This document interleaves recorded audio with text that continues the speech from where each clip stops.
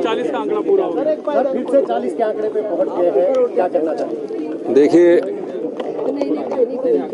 27 फरवरी को जिस प्रकार का भारतीय जनता पार्टी ने राजनीतिक षड्यंत्र रचा और उसके बाद आम लोगों से संबंधित हमारा बजट प्रस्तुत होना था और जिस प्रकार ये खरीदो फरोख्त हुई है, उस राजनीति को हिमाचल की जनता ने आईना दिखाया है। हिमाचल की जनता ने कहा कि लोकतंत्र और जनता के वोट से चुनकर जो सरकार लोकतंत्र के इस पर्व में बनाई जाती है, उस सरकार को नोटों के दम से जो गिराने की कोशिश की, उसका मुंह तोड़ जवाब जनता ने दिया।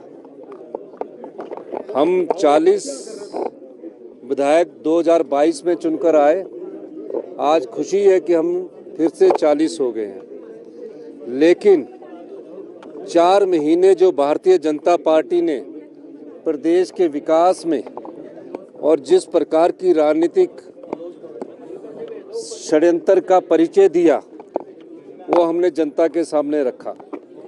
अब अगले 3.5 साल हमारा भारतीय जनता पार्टी से ये अनुरोध रहेगा कि 3.5 साल हमारी सरकार जो आम जनता से जुड़े हुए कार्य कर रही है, उसमें आप हमारा सकारात्मक सहयोग दीजिए।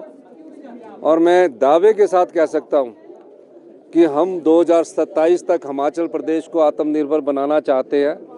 4 महीने आचार संहिता के कारण काम रुके हुए थे और 4 महीने आपदा भी रही।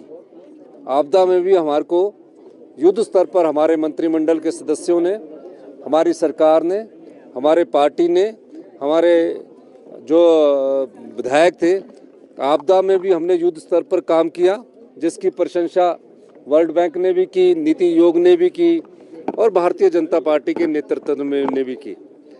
उसके बाद अब हम 4 महीने बाद फिर से जो बरसात आई है, उसकी मीटिंग्स हो रही है। आने वाले समय में किस प्रकार से व्यवस्था परिवर्तन और करना है, हमने किया है और किस प्रकार से आत्मनिर्भर हिमाचल का निर्माण करना है, उसमें हिमाचल की जनता का हम सहयोग चाहते हैं। और ख़ासकर भारतीय जनता पार्टी जो नकारात्मक पॉलिटिक्स कर रही है, नेगेटिव पॉलिटिक्स कर रही है, हम चाहेंगे कि जो योजनाएं हम यहाँ से लेकर जाते हैं, अभी मैं और पीडब्ल्यूडी मिनिस्टर्स और हमारे सुंदर ठाकुर जी गडकरी जी से मिले, हमने अपनी योजनाएं लाई है। हमने कहा कि भूभुजोड़ टनल का निर्माण होना चाहिए ताकि टूरिज्म बढ़े और सड़कों का 4 लेनिंग का हमारा निर्माण होना चाहिए। हम चाहेंगे कि जो योजनाएं हमारे लोग देकर आए हैं, उन पर अड़ंगा मत अड़ाए और जो बजट में हमारा अधिकार बनता है पीडीएन ने, यानी आपदा के बाद जो हमें राहत मिलनी चाहिए थी, जो स्पेशल रिलीफ पैकेज मिलना चाहिए था, उसमें कोई अभी तक सहयोग नहीं मिला है। मैंने इस बात को देश के प्रधानमंत्री से उठाया है, देश के गृह मंत्री से उठाया है और हमारी जो अपने राजस्व बढ़ाने की प्रक्रिया शुरू हुई है, हम उस दृष्टि से भी कार्य कर रहे हैं। और मेरा मानना है कि थोड़े समय में हमें कड़े फैसले लेने पड़ेंगे।